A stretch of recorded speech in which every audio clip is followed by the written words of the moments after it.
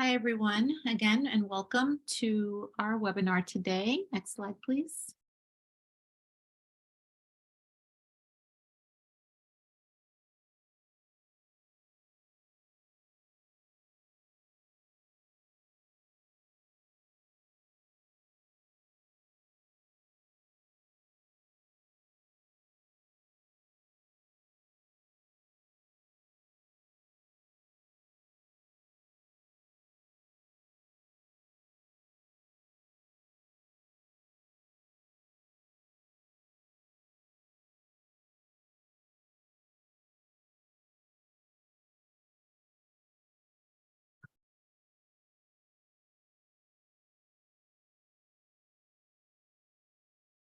Hey, Joni, next slide, please. Auntie, I'm having a hard time hearing you. I'm so sorry. Yes. There you go. Can you hear me now? It's still very faint. Okay. Welcome, everyone, and thank you for joining us for our second session in motivational interviewing for behavioral health providers, session 2. This webinar is sponsored by the Northeast and Caribbean Mental Health Technology Transfer Center, or MHTTC. We're housed at Rutgers in the School of Health Professions and the Department of Psychiatric Rehabilitation and Counseling Professions. My name is Kathy Rivera, and I'm the project coordinator of the center. I will be introducing the webinar today. Next slide, please. The MHTTC is funded by SAMHSA, the Substance Abuse and Mental Health Services Administration, to enhance the capacity of the behavioral health workforce to deliver evidence-based and promising practices to individuals with mental illnesses. We also offer training programs such as evidence-based practices for serious mental health conditions, wellness and recovery for providers and people with mental health conditions, school mental health, Hispanic and Latinx mental health education, online education courses, and more. Next slide, please. We also want to remind you that all of our training programs, products, and services are available to you at no cost. Next slide, please. And if you're interested in staying up to date with the events and products that our center is offering, we ask that you please sign up to receive our email communications. You can do so by scanning the QR code that you see on the screen. Next slide. Kathy, I also want to remind us to record the session. Yes. And I'll click that now.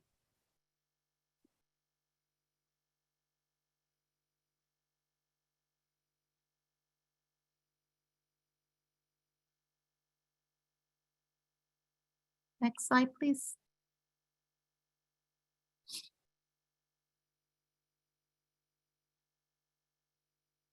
We encourage you to provide us with your feedback at the end of this training session.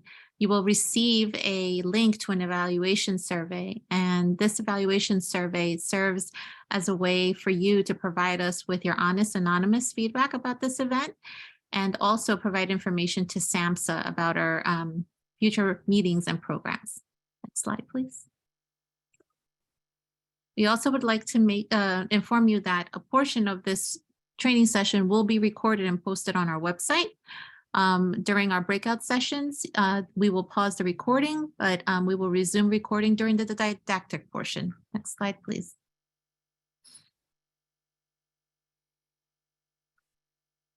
At the time of this presentation, Marian Delphin Rittman served as Assistant Secretary for Mental Health and Substance Use at SAMHSA. The opinions expressed herein are the views of the speakers and do not reflect the official position of the Department of Health and Human Services, or SAMHSA. No official support or endorsement of DHS SAMHSA for the opinions described in this presentation is intended or should be inferred. Next slide, please. We encourage you to interact with our presenter by using the chat feature.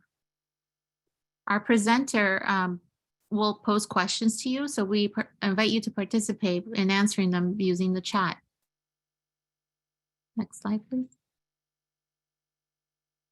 We also would like to remind you that the MHTTC network uses affirming, respectful, and recovery-oriented language in all activities, products, and services. Next slide, please. We also would like to inform you of our 988 hotline, the Suicide and Crisis Lifeline for people experiencing suicidal ideation, mental health substance use crisis, emotional distress, or people concerned about someone in crisis. Next slide, please. We have with us Joni Dolce again today for session 2. Joni is an assistant professor in the Department of Psychiatric Rehabilitation and Counseling Professions at the Rutgers School of Health Professions. Joni has several years of experience working in behavioral healthcare settings, namely supported employment. Joni teaches courses in the department's undergraduate program, as well as providing training and technical assistance to behavioral healthcare providers. Her research interests include staff training and employment services. She presents nationally on the topic of employment services and is listed as a Society for Human Resource Management recommended speaker on the topic of creating workforces that support mental health. Again, I'd like to welcome everyone, and I'll turn it over to Joni. Thank you so much, Kati. Welcome, everyone, or welcome back if you were here at our previous sessions, modules 1 and 2 we covered. And just to reorient you, we'll do a quick review, but also to let you know that this is part of a training of trainers curriculum that we developed based on much of what Miller and Rolnick, the reference is here on this slide, and we also have the book reference in the back, and also input and lots of support from Dr. Michelle Drapkin, and her information is also included on the references slide. So just to let you know that. But let's get into our discussion. During our last session, we talked about the spirit of motivational motivational interviewing and how critical embodying that spirit is. During this module, we will begin to build on the spirit and talk about the processes of motivational interviewing, and specifically the methods used in MI. Let's start with a brief review of our last session. During our last session, we discussed the 4 factors that are listed here that make up the spirit of motivational interviewing. The first factor is partnership, kind of looking at that as doing with someone, not for or to someone. There is a collaborative approach in motivational interviewing. Power is shared among the practitioner and the person making the change. I think when we spoke of the spirit last week, we really emphasized that practitioner values the person's expertise about what that person who is making the change, that they're an expert in their own life. Just again, to reinforce, and as a review, acceptance is the second factor, and this conveys this idea and the respect that we have for someone and their freedom of choice. When we think about acceptance, it's made up of 4 components. One is absolute worth of the person. So believing that the person who's making the change has inherent worth and they deserve respect and to be treated with dignity. Empathy is a second component of acceptance, and it really seeks to understand that the person making the change, what their point of view is, really looking at that person's experiences, that person's emotions. Autonomy is the third factor of acceptance, respecting the person making the change. They're in control of their change process, and the practitioner accepts that. And finally, affirmation, or recognizing and highlighting the strengths and positive characteristics of the person making the change. Our third element of the spirit, or component of the spirit of MI, is compassion. And this refers to the needs of the person making the change being front and foremost. First and foremost, practitioners seek to really gain a better understanding of that person's values and their experiences without judgment. And we do this even if these conflict with our own values about the change and what we think might be best for the person. The fourth factor is evocation, where practitioners elicit from the person who's making the change their reasons for the change. This is conveyed to the person that you know that they have the resources and they have the motivation within themselves to make the change and be successful. Our role as practitioners to evoke or elicit that. So embracing these factors will facilitate and support the person making the change, and these are a critical component of MI. So let's move into our module today. So we're going to begin talking about the structure of motivational interviewing and the processes and the methods that it uses. You'll notice that the processes and methods overlap and fit with the spirit of motivational interviewing. They need to be used together. I think we mentioned last time, and I'll reiterate, MI is more than just the technical aspects of the skills involved, but it also relies heavily on the practitioner embodying that spirit of motivational interviewing. So at the end of today's module, we're going to define the 4 processes of MI, differentiate between sustained talk and change talk. We're going to kind of practice an activity around looking at change talk and someone's motivation for change using an acronym that's noted here, DARN CAT. We'll get into what that refers to. And then we're going to develop strategies for moving from change talk to planning. And as similar to last session, if you were here, if not, we'll mention it again. We will be taking a break at about 2 o'clock Eastern time, so about at the hour, and then we'll conclude with module 4, which will be an overview of the technical pieces, ORs. So we're going to talk about module 4, which should be right at the top of the hour. As providers, we're often very skilled at helping people think about how to make changes. We can help connect people with resources, we provide information, we help develop the person's recovery or goal plan. But sometimes, however, we forget to ask people about their why for change. We don't always ask this. We really want to hear what the meaning behind the change or what their reasons are for making the change. So getting at this why is really important in helping to build or help that person build internal motivation. And the 4 key processes of motivational interviewing that we'll talk about today will help get at the person's why.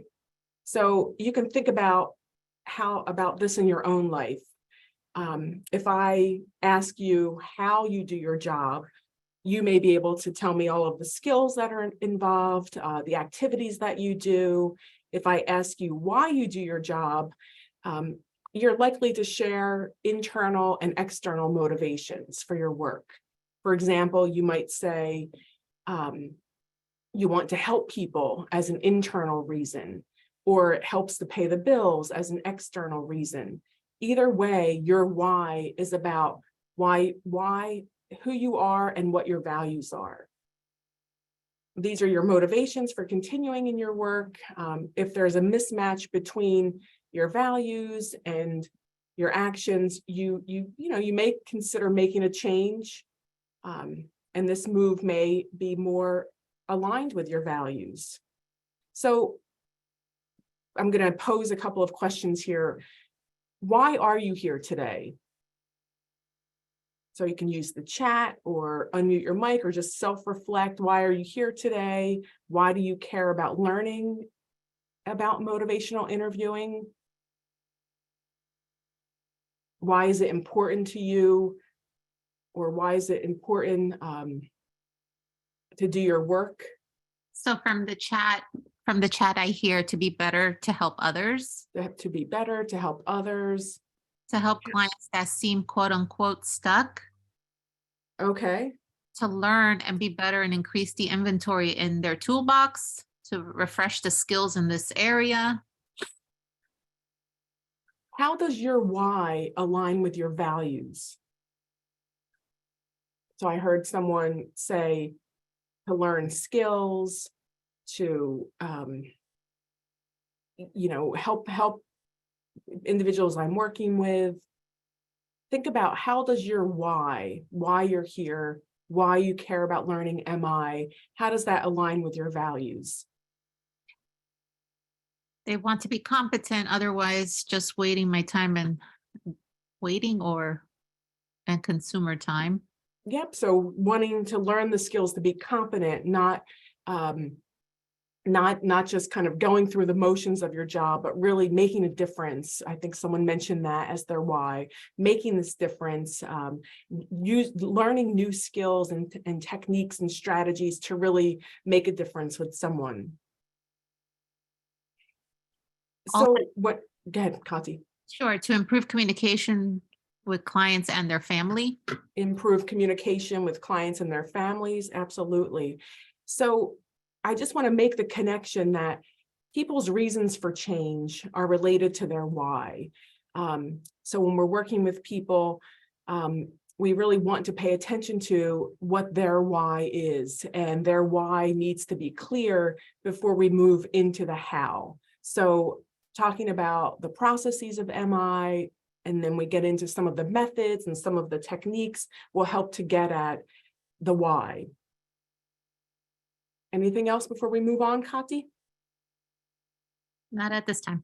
Okay. So we're going to get into the 4 processes. Helping someone identify their why and build their motivation for change is supported by these 4 components or processes of motivational interviewing.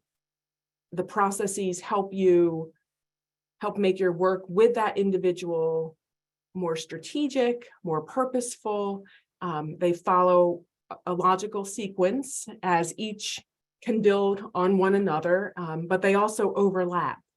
And you'll likely circle back to previous processes throughout the helping profession with someone, or the helping process with someone. Often in our work, we focus heavily on the planning process, the how. We focus on the actions that the person will take to make the change. And as we review each of these processes in the upcoming slides, you'll see how important it is that you also focus on the other 3 as well. As we discuss each of these processes, think about a person or people that you might be working with, who you're supporting to make a change, and see if you can identify actions that you've taken that represent different processes. So as we walk through these, think about someone that you might have worked with or are working with, or other, maybe not in this position, but in other positions. And think about if you can identify actions that you've taken that represent these different processes. So engaging. The first process we'll talk about is engaging. Involves what's listed here: listening, showing empathy, being person-centered, seeking to understand the other person's perspective. This approach helps to create a working alliance and build trust. Engaging is a necessary first step. This creates the relational foundation for your work. It includes both communication, your communication style, but also the spirit of MI. Engaging aligns nicely with the spirit, as it helps to create this successful partnership and convey acceptance. It also highlights some of the things providers should avoid. Providers want to listen empathically without trying to fix or find solutions. In other words, we want to resist what we talked about last session, that writing reflex. You also want to resist, we also talked resisting that directing style of communication. We want to resist using just a directing style, just giving advice, just telling the person what would be best for them. In terms of a communication style, while focused on engaging, providers should avoid fact gathering. This is really a time where we want to just connect with the person. We want to build that relationship. We can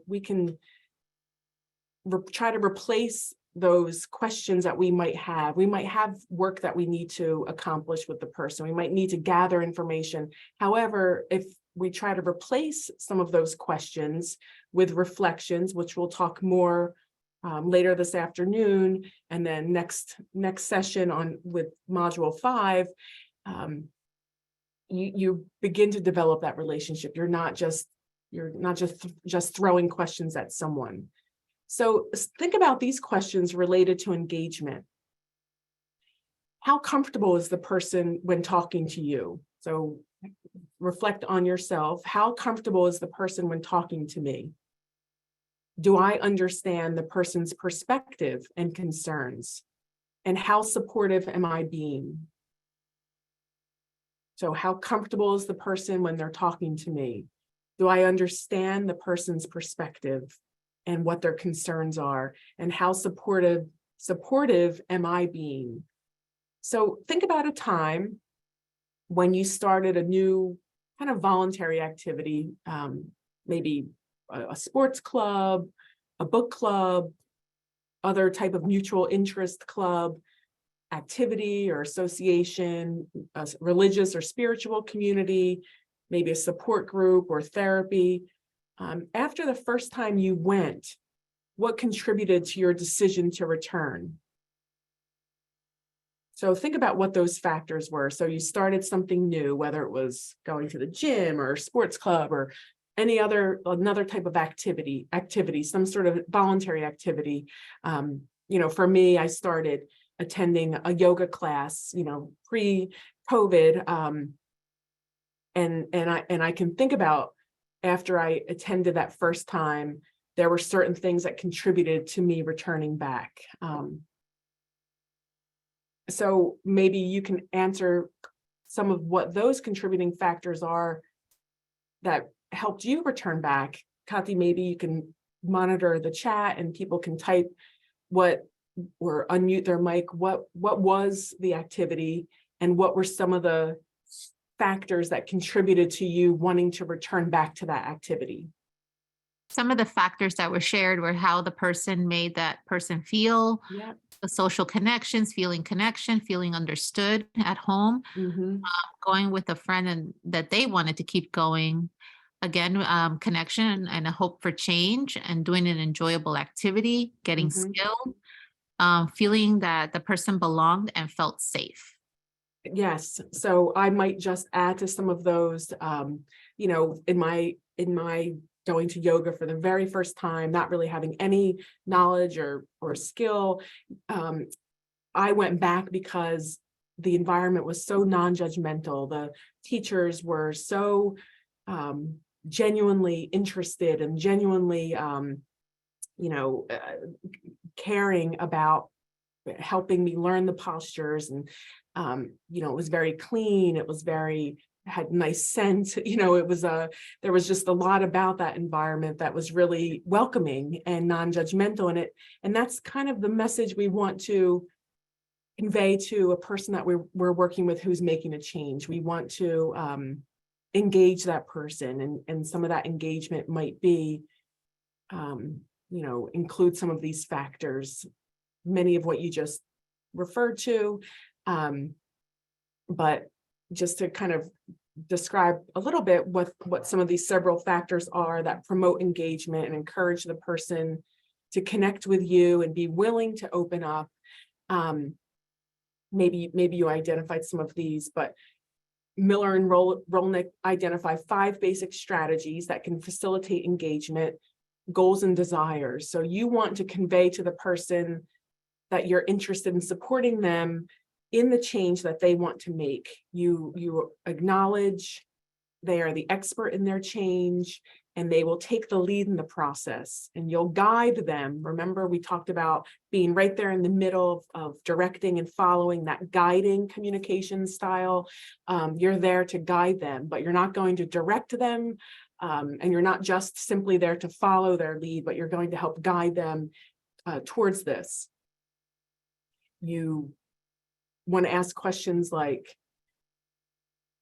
you know, that get at what do they want out of their work with you. And ask and listen to the person describe their goals and what they wish to change and what they hope to accomplish. Importance is another factor. You can further build this alliance by understanding the importance of the goal for the person making the change and letting them know that their goal is important to you as well. So conveying that message that you're understanding that this is important to them. Expectations, provide that person with some sense of what they can expect from their work with you. So orient them to the process and make certain to describe both yours and the person's roles and responsibilities. And this will help to ensure that you're both on the same page, which can help facilitate engagement. So you're both working towards a shared goal, and you understand what their expectations are and they understand your expectations. Positivity, looking for what you can genuinely appreciate and comment positively on related to the person making the change. And we'll talk about affirmations in our afternoon session. Offering hope, present a hopeful picture of the changes that the person wants to make, and that you believe that the person can make these changes and how you can support them in making the change. Optimism and positivity are very similar in that they both convey that you believe in the person's ability to achieve their goal and to make their desired change. And then one of our colleagues, talked about this, and he referenced maybe offering a cup of coffee. And it doesn't have to be, a coffee, it could be water, whatever that might be. But this isn't one of Miller and Volnick's factors, but this concrete action can communicate a level of welcome and care that can be really powerful and support engagement. But think about a concrete way. It doesn't have to be coffee. It could be, something, a way that you can show that you value and appreciate the person and that you are there for them to help build this partnership. So thinking about these factors that are listed here, think about in what ways do the factors that you identified as supporting your connection to the new activity, whether it was, going to the gym or another, going to another event or another activity. In what ways do these factors connect to that new activity that promoted engagement? So for me, it was this, I starting the yoga and the people that were very positive and they understood what my goals were, and they were very sincere and offered very genuine feedback and understood the importance for me. So think about in what ways do the factors that you identified as supporting your connection to a new activity align with the factors that promote engagement? You can use the chat or unmute. Please share your responses in the chat. At this time, the microphones have been disabled since we're recording, so please use the chat. And you can just self-reflect.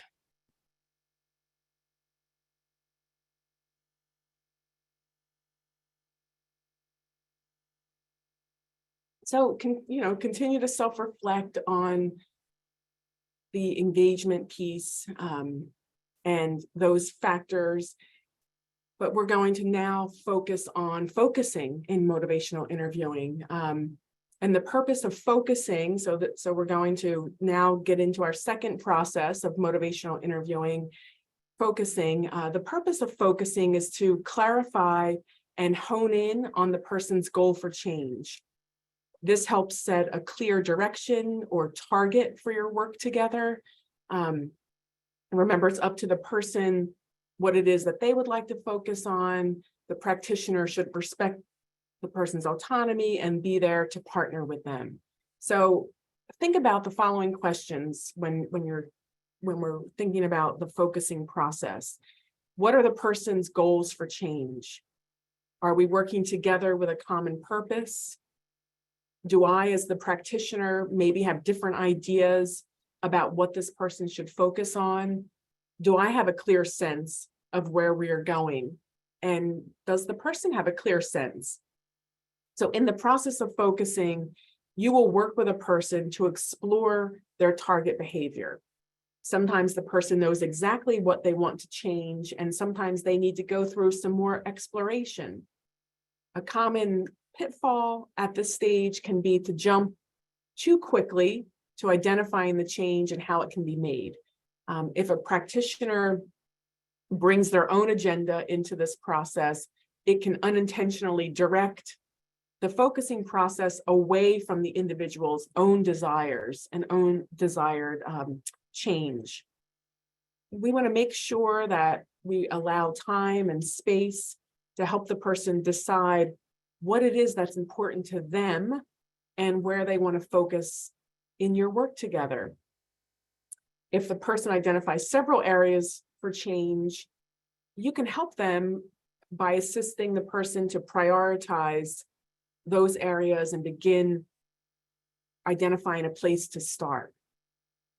But having that strong relationship and having that strong background and foundation that you've built throughout the engaging process is very important as we move into focusing. If trust and a strong working alliance aren't there, focusing and the following processes will likely not be as successful. So Kati's going to bring up a video clip on focusing. And as we're watching the focusing clip, it's very brief, probably a minute and a half. What is the target behavior? How do we know this is the target behavior? And what are some of the ways that the counselor, Ken, is talking to the individual making a change, PJ, to focus? So we're going to see an exchange between Ken and PJ, and I want you to be thinking about as you're watching them, and Ken is going to be kind of drilling down on this focusing process. What is the target behavior? How do we know that this is the target behavior? And what are some of the ways that Ken is helping PJ to focus? So, Kati, if you wanted to share your screen.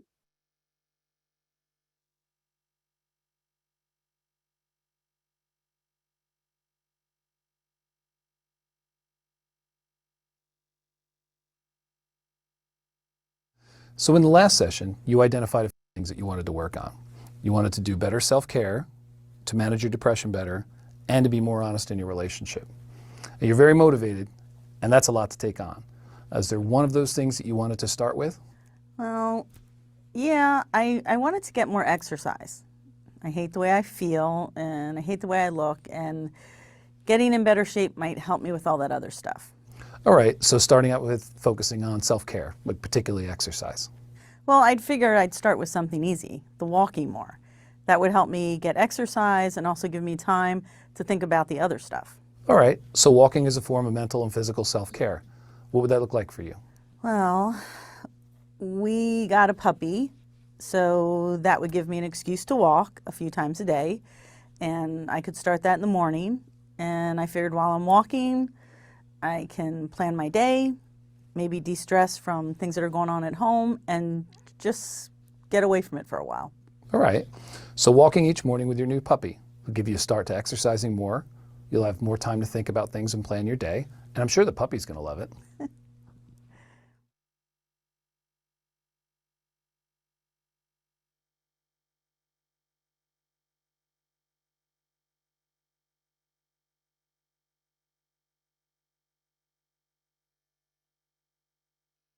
Let me make my way back to my screen. So just give me 1 minute, please, and we'll chat about, but as we're making our way back to the presentation,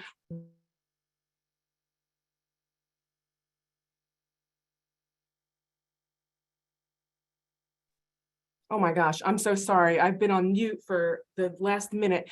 As I'm making my way back to sharing my screen, what was the target behavior that Ken was helping PJ to focus on?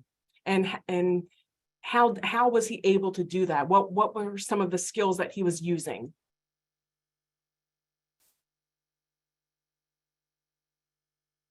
So in the chat, people are sharing good listening skills, lots of reflective listening, exercise, reflection, exercising. Yes, exercising was the target behavior, absolutely.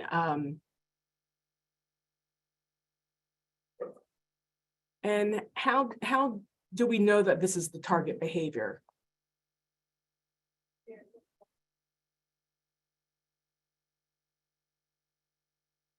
And you had mentioned some of the ways that Ken was helping PJ to focus, using open-ended questions.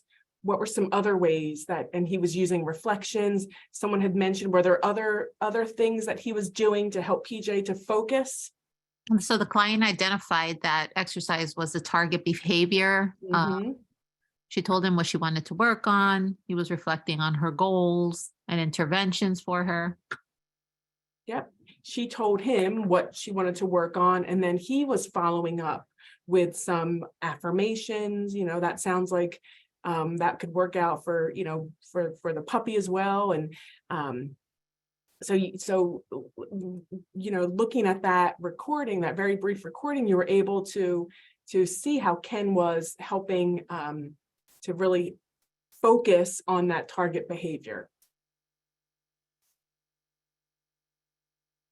So now that the person is focused on a change goal, the next process is evoking. And evoking elicits the person's own intrinsic motivations and ideas for change. The provider helps the person identify why they might change, identifying and putting into their own words the reasons for change.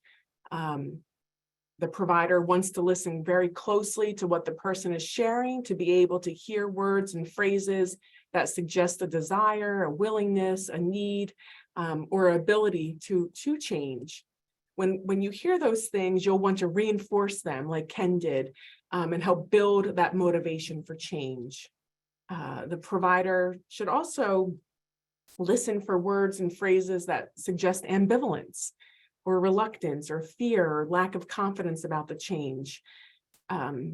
We want to be able to refer back to those when we're working with someone, to be able to address what some of those fears might be, or bring it up in the session to have a discussion about what some of that reluctance might be. In the next slide and in upcoming modules, we're going to go over some useful techniques to draw out information during this evoking process, and what to do when the person is talking against making the change. But before we get into those, let's watch another brief recording, a brief video to demonstrate what evoking can look like in a discussion with someone. So Ken and PJ again, continuing their discussion. Think about examples that look for examples of evoking and motivations that are identified here. So similar to last time, as you're reviewing the recording, think about, what did Ken say or do to help evoke PJ's motivations for change? What did PJ say that let you know she was sharing her motivations for the change? And finally, what motivations did PJ share? So what did Ken say or do to help evoke PJ's motivations for change? What did PJ say that let you know she was sharing motivations? And what motivations did PJ share? So Kati, if you want to bring that up. Thank you.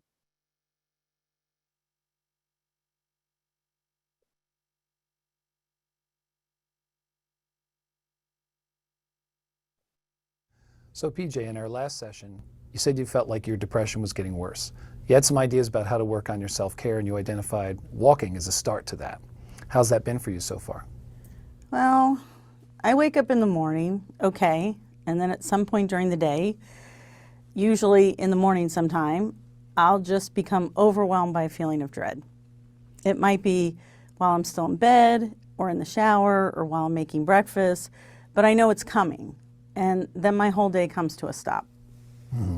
So you become overwhelmed by this feeling of dread. Then what happens?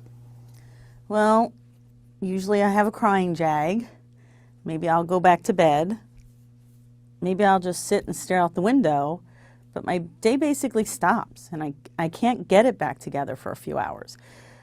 Forget about getting outside to walk. That doesn't happen at all these days, and I usually just push the job off of walking the puppy onto somebody else in the household, and then I want, to so badly care for the puppy, but I can't. So once you feel overwhelmed, you don't feel like doing much that day. Can you tell me more about how this goes for you? Well, I just sit there or I lie there thinking about things from the past, and I can't move forward from it. Sometimes it just passes, and once in a while, I can power through it and get some things done. All right, so sometimes you can get through these feelings and still accomplish what you want to do that day. Yeah, some days I can work through these feelings, and other days I just can't. All right, so tell me about the days where you actually can power through it and walk the puppy. Well, on the days I can walk the dog, I really remember how good I feel, and I'm able to care for the puppy without always asking my family. So I hear your commitment about sharing the responsibility for the puppy. Yeah.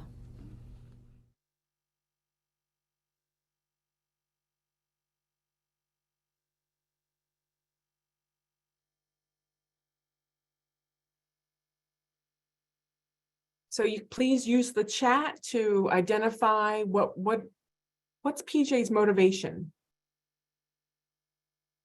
In the chat, people have shared she said she had a new puppy that could help her exercise a few times a day.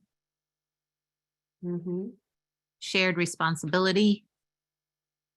Sharing responsibility, so having kind of a shared responsibility with her family, motivation to walk the puppy.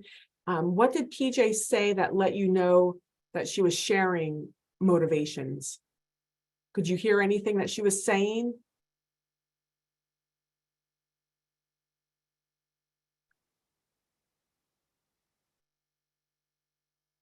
Or let's think of it, another question. What did Ken say or do to help evoke PJ's motivations for change?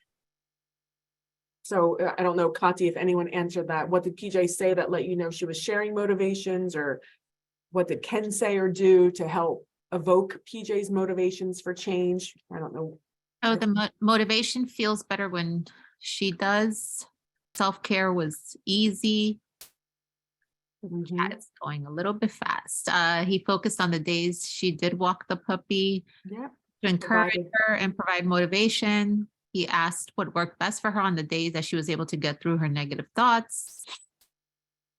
Yes. So, Ken affirmed, asked, an open-ended question, what about, what got her through the day. Thank you. I don't know if there's anything else in there, but maybe we could move on to really look at. So in the video that we just watched, we talked about how you recognize PJ's motivations for making a change. People maybe use various words and phrases to convey their reasons for making a change. Sometimes they also share reasons against making the change or for keeping things the same. In motivational interviewing, these are referred to as change talk and sustain talk. Making a change is difficult, and often we have reasons for maintaining the status quo. This can sometimes feel like an internal tug of war, which is what's depicted here on the screen. How the practitioner responds to both the change talk and the sustain talk can impact the likelihood of the change occurring. Change talk is any talk from the person that favors movement toward or supports change of their target behavior. Change talk can express the person's desires, their abilities, their reasons, and need to change. It can also convey their optimism about making a change and the benefits of succeeding in the change. So think about when you were listening to PJ, she was describing her motivations. She was talking about how good she feels when she does walk the dog, how good it feels for her not to have to constantly, put that task on others in her family. The practitioner should acknowledge, reinforce, and summarize change talk when they hear it.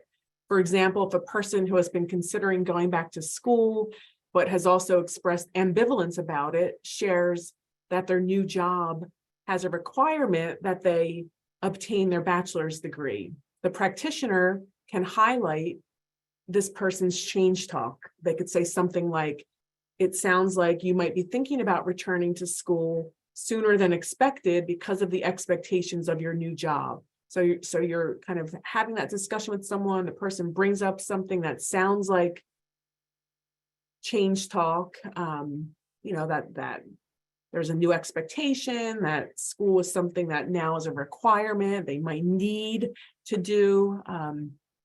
And you can, as a practitioner, reinforce that. Oh, sounds like school might be sooner than later on your list of goals. There are two types of change talk. The first is preparatory change talk, and we'll refer to it as DARN. You can read what the acronym stands for there, and it's desire, ability, reason, and need to change, also known in MI as DARN. It's important to understand the different types of change talk so that you can recognize them when you hear them. D is the person's desire to change. Desire for change can be identified by words that the person might use, like want, like to, wish. It can sound like, I want to reduce my bad cholesterol, or I want to, I should get a better job, or I wish I were more comfortable around people. Or I hope to get A's and B's in school next year. While desire for change is important, it's not absolutely necessary for change. People can make changes because they have to, or even if they don't want to. So sometimes, like that example of the person now requiring a bachelor's degree, maybe, in that person's case, maybe they also desire to, but sometimes you can make a change even if it's not necessarily desirable to you, but you might have to or even want to. A is, let me just go back. There we go. A is how the person's belief is about their ability to make a change. You might hear them say words like, I can, or I could, or I'm able to, or that's possible. So you might hear them say things like, I can get a job, or I could quit drinking. It's possible for me to be in a romantic relationship with someone now. Ability language suggests that the person believes that the change is possible for them to achieve. So we talk about R, which is the reasons to change, refers to reasons to change. And they may sound like a rationale or justification or motive for making the change. And reasons can come in the form of if-then statements. So if I went back to school, then I could probably get a higher paying job. If I stop smoking, I will be able to save money that I'm spending on cigarettes right now. Or if I lose weight, I'll be able to have better control of my diabetes. So those types of statements, if, then. N, the need to change. It's the person's need to change and highlights the person's overall importance and the urgency for that person to make the change. need statements don't say specifically why the change is important, but they instead convey this general level of need. You may hear words like, I need to, I have to, or you know, I can't keep doing what I'm doing. You might hear words or phrases like, I've got to get a new job. I can't keep going on in this relationship. I must stop doing drugs or using alcohol to excess. You want to be listening and reinforcing it, similar to what we saw with Ken. So these are just examples that we went over that you'll have when you get the slide deck. Mobilizing change talk. So the components of DARN represent preparatory change talk, and there's also mobilizing change talk that we want to be mindful of. Mobilizing change talk builds on preparatory change talk and includes commitment language, activation language, and taking steps. In MI, these go by the acronym of CAT. So just like with preparatory change talk, it's important to recognize mobilizing change talk so that we can reinforce that. So I'm going to go through commitment language, words and phrases that indicate the person has intention or has made a decision to make a change. Commitment language might sound like, I will, I'm going to, I intend to, I will submit job applications for a new position. I intend to drink tea instead of coffee in the morning so that I can reduce the amount of caffeine that I drink. Activation language conveys the person's willingness and readiness to change. It might sound like, I'm ready, I'm planning, I'm prepared or willing to make the change. You might hear statements like, I'm ready to lose weight, or I'm prepared to stop drinking. You may not hear those exact words. I mean, of course, these are more technical, but you're going to hear flavors of that and elements of that. So the taking steps piece, these are the particular actions that the person has taken in the recent past that are linked to the target change or moving toward the target change. These sound like specific steps a person has taken. So for example, it might sound like, I went to the grocery store and bought health foods and then threw out some of my junk foods that I had in my cabinet. For someone who might be working on losing weight, they might also, I collected applications when I was in town for someone who might be who's interested in going to work. So those are those action steps that you're hearing the person.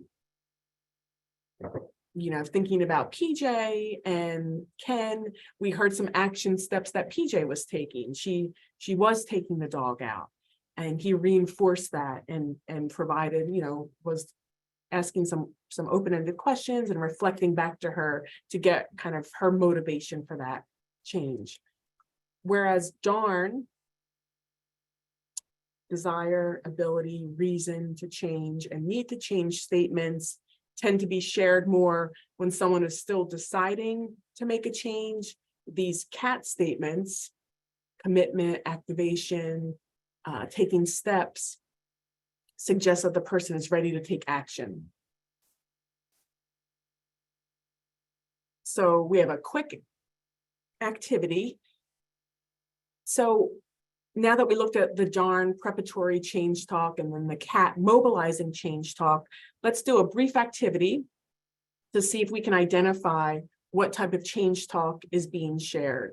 So look closely at these statements and particularly some of the verbs that you're seeing in the sentence here, and that'll help kind of distinguish what type of change talk we're talking about. So I think I could quit.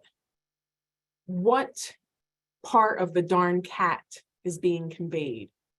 Is it desire, ability, reasons to change, need to change?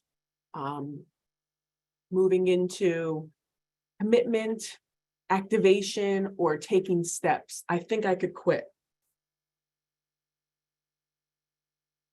So people are answering desire, others ability, but mostly desire. Okay. So I think desire and ability make a lot of sense. Certainly ability. I think I could quit. This is something that I feel like I might be able to do. It's possible. How about I've got to do something about my drinking? Need. Yep. How about I want to recover from my illness? Desire. Yep. People answering desire in the chat. Desire. Yep. Somebody wants to, they have a desire to. I want to get my kids back, and I can't do that unless I quit drinking.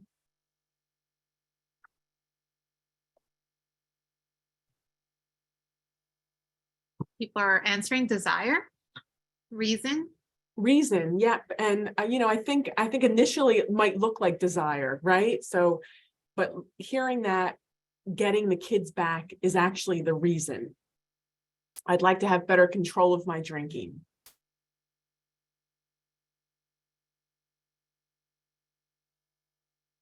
Desire. I'm going to stop using. Some people are answering reason. Let's think about, so I'm going to stop using. They're making a commitment. They're describing a commitment to stop using. I'm ready to lose weight. Okay, so some folks are responding commitment. Yep, commitment. I'm ready to lose weight. Activation, right? So kind of activating that motivation to lose weight. And then finally, I redid my resume yesterday. Taking steps. Yep. So, just listening to the all of the elements of change talk helps us to better kind of hear what the person is saying. Change talk. We certainly want to reinforce change talk. The opposite of change talk is sustain talk. And this is language that suggests not changing or staying the same. Sustain talk conveys a desire to stay the same, maybe maintaining the status quo. I think PJ brought up, really it's hard for her to get out of bed. It's easier for her to just kind of stay where she is.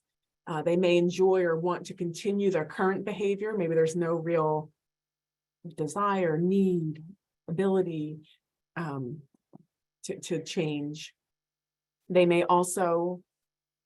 might be also an inability to change. The person may have a real or perceived belief that they can't change. They want to make the change, but they don't think that they're able to, or they don't feel like they're ready to. Reasons to stay the same or maintain that status quo, keeping things as they are. While the person may have some desire to change, they may not want to disrupt the life, or they may perceive other undesirable consequences of making the change. They may also have some positive reasons to continue with the behavior. So someone who wants to return to work and they may be receiving assistance through Social Security, they may have a perception that returning to work will completely, take away all of their Social Security income, and that is too grave of a risk that the person may not want to take. And of course, that isn't always the case, and certainly isn't. As providers, we can provide some additional information, but that is an example of why someone might feel the need to stay the same. They may perceive the change as really disrupting their life.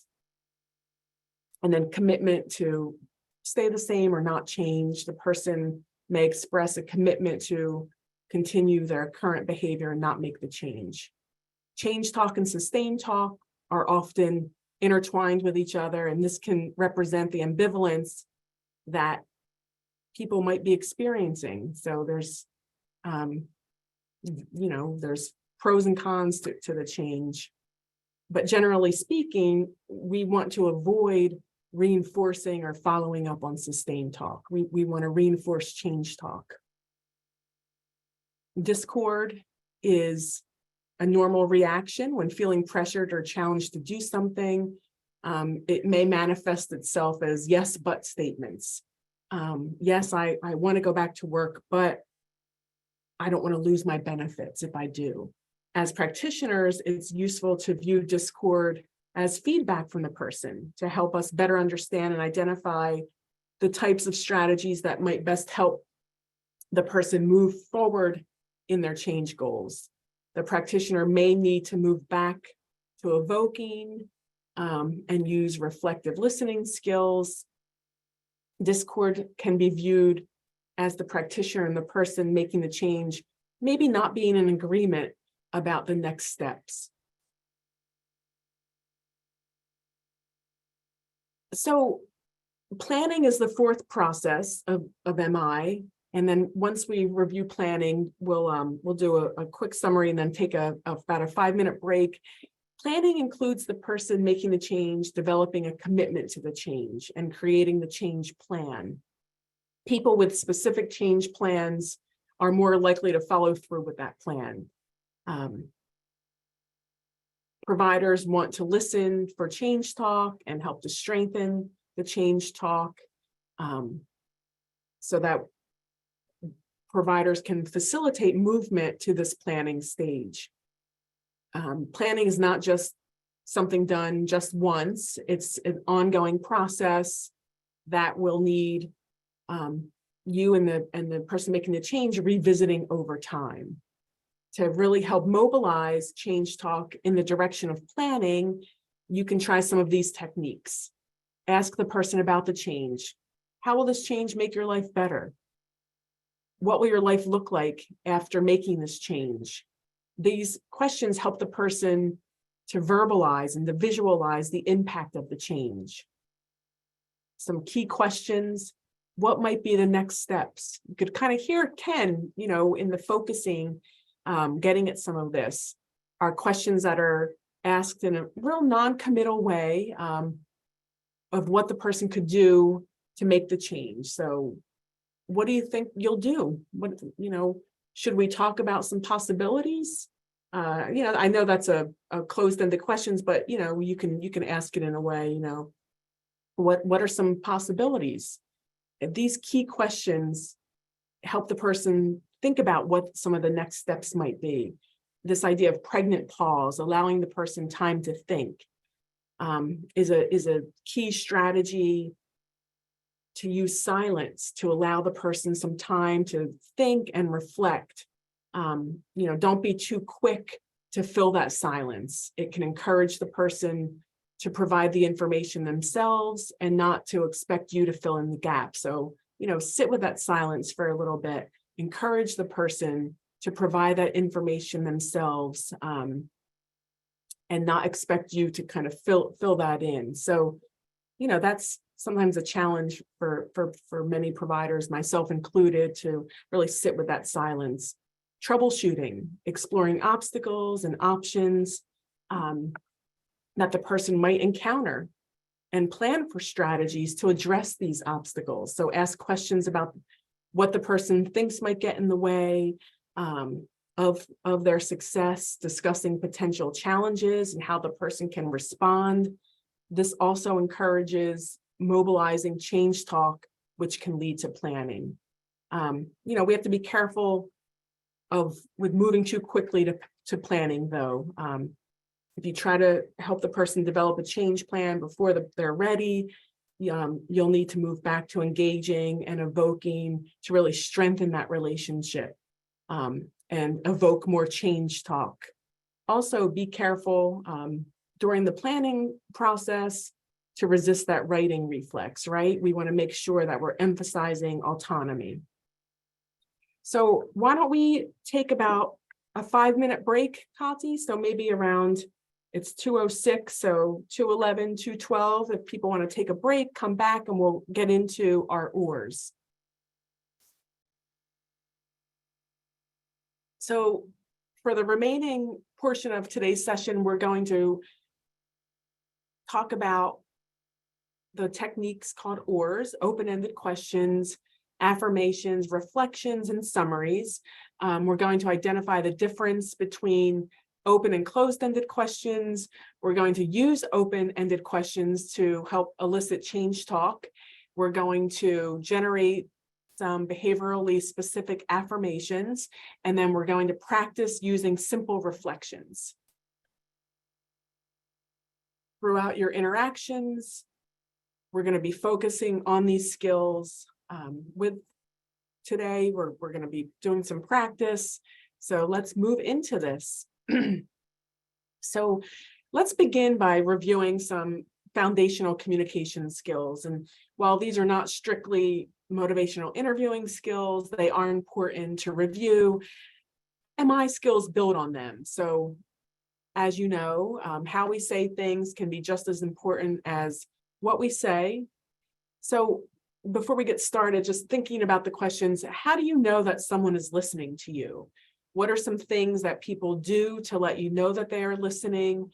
And why is listening important in the helping relationship? So we're going to kind of revisit some of the listening skills before we go into the ORS techniques. So you can use the chat, so it looks like there are a couple people. How do you know that someone is listening to you? What are some things that people do that let you know they are listening? And why is listening important in the helping profession? So people are sharing eye contact, Mm-hmm. nodding or acknowledging. Yep. Nodding, acknowledging, eye contact.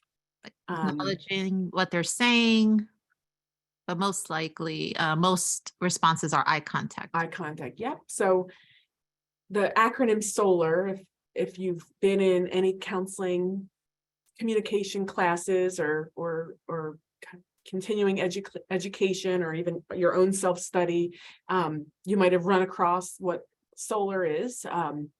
It's really an acronym. Egan, I believe, I don't have the reference here, it might be in the back, talks about it. It's, classic counseling acronym means squaring, and outlines different behaviors to let the other person know that we're listening and we're paying attention to them. So squaring means sitting with your shoulders square toward the person that you're speaking with, having an open posture, not closing it off with your arms crossed or your legs crossed, but keeping yourself open palms, open body, legs uncrossed.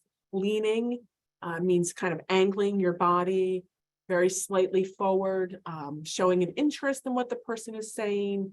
Like you all mentioned, eye contact, looking the person in the eyes instead of focusing elsewhere.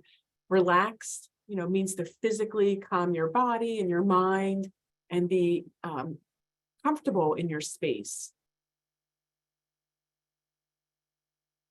So,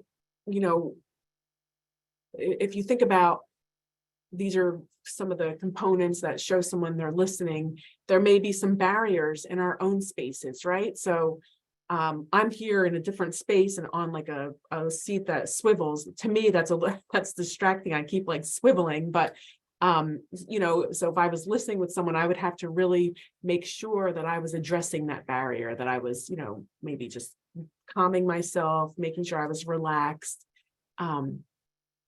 Some barriers you might encounter might be people knocking on the door, being distracted, feeling like you need to finish really quickly. Some ways that you can minimize some of those barriers might be putting up a do not disturb sign or turning off your phone announcements, the ringer so that you're not hearing anything, or notifications, clearing off your desk space, taking a few minutes to physically and mentally prepare for each new discussion with someone so that you're going in there fresh and relaxed and prepared. And so think about any habits that you may have that, you know, are communicating that you're not necessarily listening to someone. So maybe checking your watch or sitting with your arms folded, taking calls, multitasking. So we just want to pay careful attention to what we're communicating to others, not necessarily just through our words, but through our body language as well. So that's just a reminder that many of these techniques kind of, although solar isn't part of motivational interviewing, good active listening skills are. So now that we've looked at some foundational communication skills, our body language, and other skills that convey we're listening, let's talk about these interactive techniques related to verbal communication. The four core motivational interviewing skills are open-ended questions, affirmations, reflections, and summaries. OARS is an acronym used to remember these skills. We're going to go through each one of these core skills and practice them, not necessarily all today, but our remaining 2 sessions, we will practice them, and some of the more advanced reflections and summaries. You probably do some version of them already, maybe without really knowing it. So, you know, we might kind of look at this and say, oh, I already asked open-ended questions, I already asked affirmations, I reflect and I summarize. But we can all improve with more practice, and you're here because many of you identified your own value of wanting to learn, wanting to grow, wanting to better assist individuals you're working with. This afternoon, we're going to focus on open-ended questions, affirmations, and simple reflections. So the following module, our next session, will talk about complex reflections and summaries. So let's get into here. So right into closed-ended questions. So they're questions that are answered with a yes or no or short answer. They really limit a person's responses. And they don't really provide you with much information. Sometimes they're necessary, but they're often overused and not necessarily the best way to build rapport with someone or build a therapeutic relationship with an individual that you're working with to help in their change. A series of closed-ended questions can often feel like very much like an interrogation and may make people feel uncomfortable or possibly defensive. What are some examples of closed-ended questions? So here's one example. Did you drink this week? Yes or no? Can you think of any other closed-ended questions? We want to be moving towards open-ended questions. Another example might, Kati, it looks like there might be a couple in there. So someone is sharing, how was work? I guess that's open-ended. Yep, open-ended. How was work? A closed-ended might be, did you follow through on your goal plan? Well, yes or no. That doesn't really provide you with much information. Using closed-ended, go ahead, Kati. Yes. So someone is sharing, how are you? Are you keeping clean? Yep. Did you do your homework assignment? Yes. So not really giving, yep. Using closed-ended questions really limits the information that the person shares. As an example, there was a counselor who was asking a new person that they were working with about their past substance use. And the counselor went through a whole list of questions. Do you use cocaine? Do you use barbiturates? Do you use marijuana? And on and on. And the client answered no to all of the questions. And the counselor got kind of frustrated because they had been told in some of the paperwork that the person was there because of a substance use history. And the counselor thought maybe the client wasn't being particularly honest. At the end of the long list of questions or long list of closed-ended questions, the counselor finally said, kind of sarcastically, so you've never used any substances? And the client responded, well, I sniff glue. And the counselor hadn't asked about sniffing glue because it wasn't on the list. And in this case, a whole list of closed-ended questions weren't able to get at the information needed. So, and it just kind of ended that, exchange with the frustration of the counselor, maybe responding in a way that wasn't necessarily productive or encouraging, and finally getting at. So that's just to tell you, maybe an open-ended question would be, have you used substances, or what are some of the substances you may have used in the past if you have used substances. So just an example of the kind of the frustration and maybe the defensiveness that many closed-ended questions asked repeatedly can elicit. So instead of asking closed-ended questions, it's generally better to use open-ended questions. They encourage the person to share. They allow the person to provide more information, encourages a richer discussion. When asking open-ended questions, you're listening more and speaking less. You're allowing the person to take the lead and direct the conversation, which really reinforces the spirit of MI, right? That you're partnering with the person, letting the person take the lead in the discussion. And the person can share what they like and decide how they want to respond. So what are some examples of open-ended questions? You can throw them in the chat. Someone shared, how is life treating you? Yep. And they could follow up with, how are you dealing with X? Yep. How are you managing this? How are you dealing with? How are you feeling about? What would you like from treatment? How can I support you in making a change? If you were to start a new relationship, what would you need to consider? So if someone was interested in starting a new relationship, asking, what would you need to consider? Anything else, Kati, in the chat? Yes, people are answering. How was your school day? How was your week? Yep. Tell me about your use. So let's watch a discussion between, again, fictitious made-up scenarios that we've graciously had volunteers to be willing.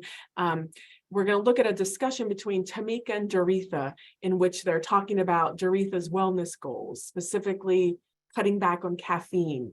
Listen carefully for Tamika's use of open-ended questions and how Doretha responds. So as we're going through, listen for what are some of the open-ended questions that Tamika uses in the video. How did Doretha respond to those questions? What would those questions sound like as closed-ended questions? And how would changing those open-ended questions to closed-ended questions impact the conversation between Tamika and Doretha? So what are some open-ended questions that Tamika is using? Tamika is the counselor and Doretha is the person making the change. How did Doretha respond to those questions? How would changing those to open-ended, how would changing those open-ended questions to closed-ended questions impact the discussion? So Kati, if you want to bring up the recording, please, thank you.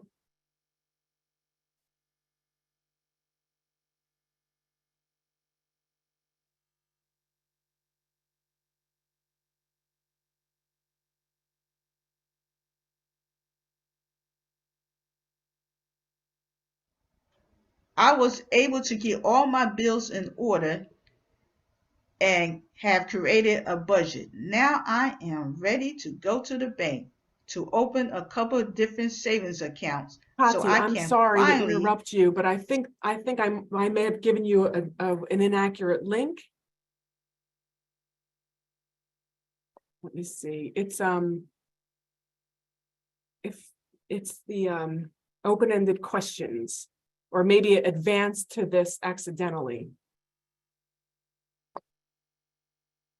Okay, I will. A little tech issue. Sorry, everyone.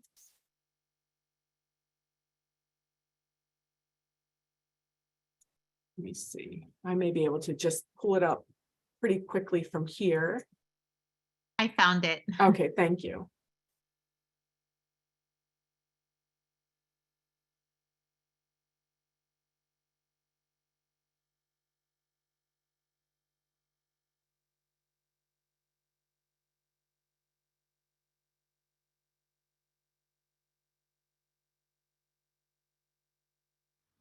I first met Doretha at a vocational rehabilitation support group for individuals who recently lost their vision and who are preparing to return to work. I was invited into the group as a wellness coach, helping to provide support to individuals in achieving their wellness goals. I have since been meeting individually with some of the people who attended that group. My individual meetings with Doretha have been around her wellness goals.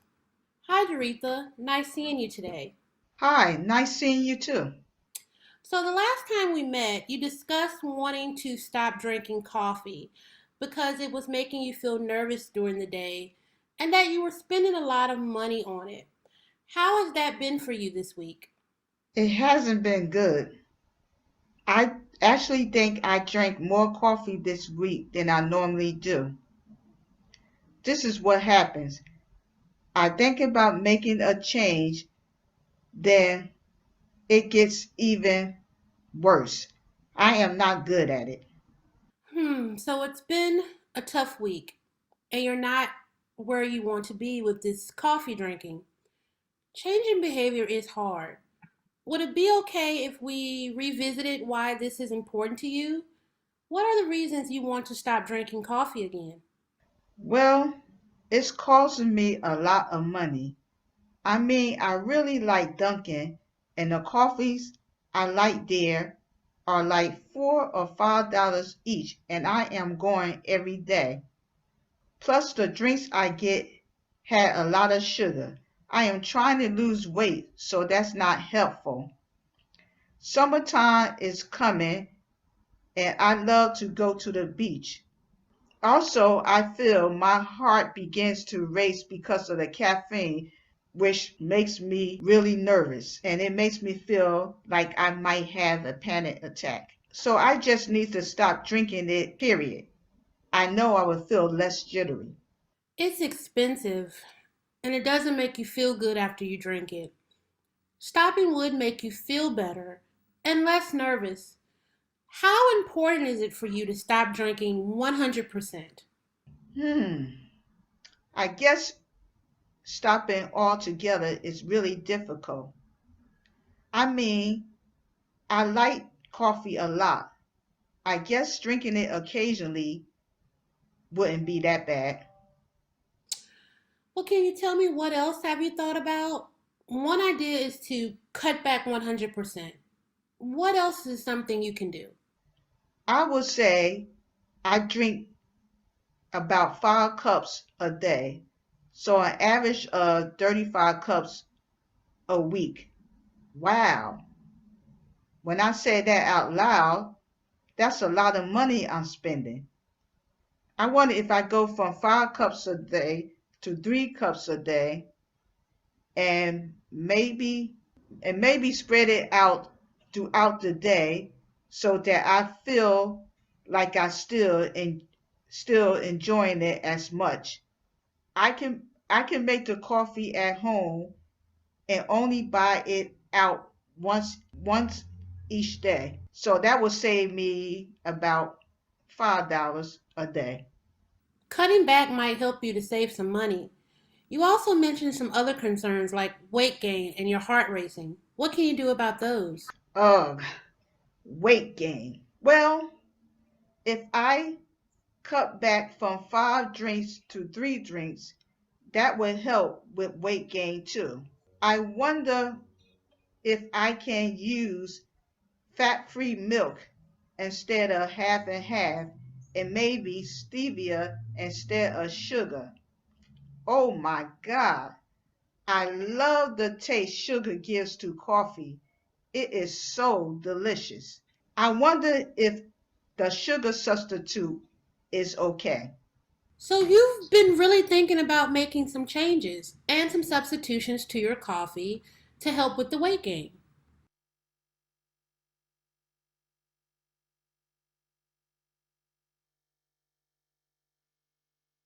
So what were some of the open-ended questions that Tamika used?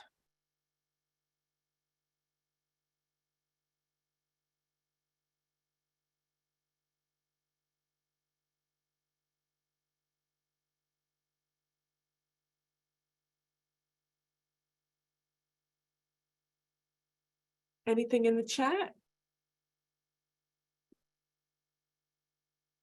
What can you do about that? Or Yeah. reassessing her reasons for wanting to change. Why do you want to quit? Yep. Can you tell me what else I heard Tamika say? Anything else in there, Kati? I guess people are writing. And as you're writing, think about how Doretha responded to those questions.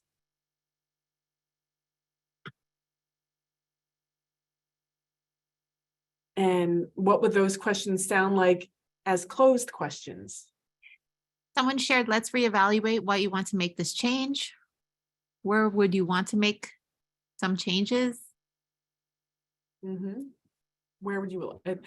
So it looks like there might be one more in there. Why do you want to quit? And also why you want change. Yep. So if you were to make those into closed-ended questions, imagine the discussion going very differently. Probably not get as much information from Doretha, would probably sound like Tamika was just kind of firing questions after question after question, and maybe Doretha may feel, defensive about that or uncomfortable or like she's being interrogated. So it's just a good reminder, and you'll have these recordings when we send them out to kind of think about how to craft open-ended questions, and just maybe even practice with coworkers, practice with colleagues. We're going to do a little practice today. Here are some examples. Why do you want to make this change? How might you go about making the change? What are the 3 best reasons to do it? On a scale from 0 to 10, how important would you say it is for you to make this change? So that's clearly a closed-ended question, 0 to 10, but the follow-up question, why are you at a 2 and not, or why are you at a 5 and not a 0? So that follow-up question is open-ended. You just heard Tamika ask Doretha open-ended questions that prompted Doretha to describe the reasons that she wants to quit drinking so much coffee and reinforce her commitment to change. So how do open-ended questions like the ones on the slide help in building a relationship with someone? So you want to answer that question? Or you can just kind of self-reflect. How do these types of questions, these open-ended questions, evoke someone's reasons for change, build a relationship with someone? Someone shared, it demonstrates a shared understanding. Mm-hmm. Yeah.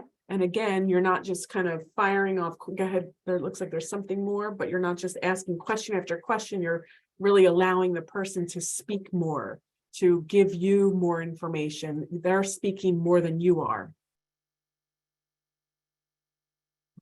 You noticed Tamika spoke in comparison to Doretha. Tamika wasn't really speaking much at all, other than to ask some open-ended questions, provide some reflections. We just want to be careful, even if they're open-ended questions, to not ask too many. Again, we want to build that relationship. Too many questions might interfere with that relationship building, because again, it's just kind of you're not eliciting or evoking from the person many of their reasons for change. So the MI rule of thumb is really to ask an open-ended question and then reflect back what the person says. You heard Tamika reflecting back many times. You heard Ken in his recordings reflect back. It's even better to offer 2 reflections after an open-ended question. And we'll talk about reflections in just a bit. But just to kind of, before we get into our discussion on reflections, I do want to kind of just have a discussion about ways that communication may go wrong.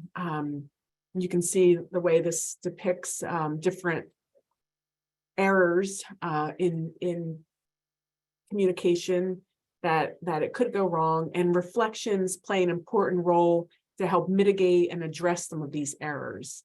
So there are 3 places that communication can go wrong. When we look at the image here on the slide, we have the speaker on the left and the listener on the right. And in order for the message to be communicated, the meaning from the speaker on the left needs to make it to the person on the right. So there are 3 places that could go wrong. The first place is in this, you see the number 1 there. So it's if the speaker doesn't say what they mean. Perhaps the speaker knows what they want to say, but the words don't come out right, and the meaning that's heard is not really what's intended. The second place where communication can go wrong is the words are communicated properly, but the message is not communicated. An example might be, when you think about the game of telephone, where someone else says something in the ear of someone, and the message gets passed down the line, and that message comes out at the end, usually not the same as when it started. So, making sure that the words are communicated clearly and correctly communicated, everyone agrees with what the meaning is. And the third place is the words can mean something different to the listener than the speaker. So think about the differences in language or word usage between young adults and young people and adults. I have teens, and they have much different language than I have. They might use the word lit, something's lit. Obviously I know what that means now. To them it's cool or awesome. I guess that's still what it means. But it might have a completely different meaning to other people. So we want to make sure that we're addressing these errors, and reflections can help us do that. So why don't we move into reflections, and this quote by Bill Miller, who's one of the founders of MI: people don't want to be fixed, they want to be heard. So reflections are a way to let people know that you've heard them. We're going to skip affirmations, so we're going out of order a little bit. Reflections can allow you to share with the person the message that you received from their communication, and check to make sure you understood it correctly, helping to address some of the communication errors that we just saw. So we can mitigate some of those errors by reflecting back, and the person has the opportunity to say, well, no, that's not exactly what I meant. And they can correct that for you. They can also hear back what they just said. Doretha heard herself when she said, wow, that's a lot of money that I'm spending, or that's a lot of coffee that I'm drinking. Hearing that back really reinforces to me how much it really is when we were listening to her video. We want reflections demonstrate that we're listening and that we care about, really understanding what the person's experience is. We're building empathy. Reflections allow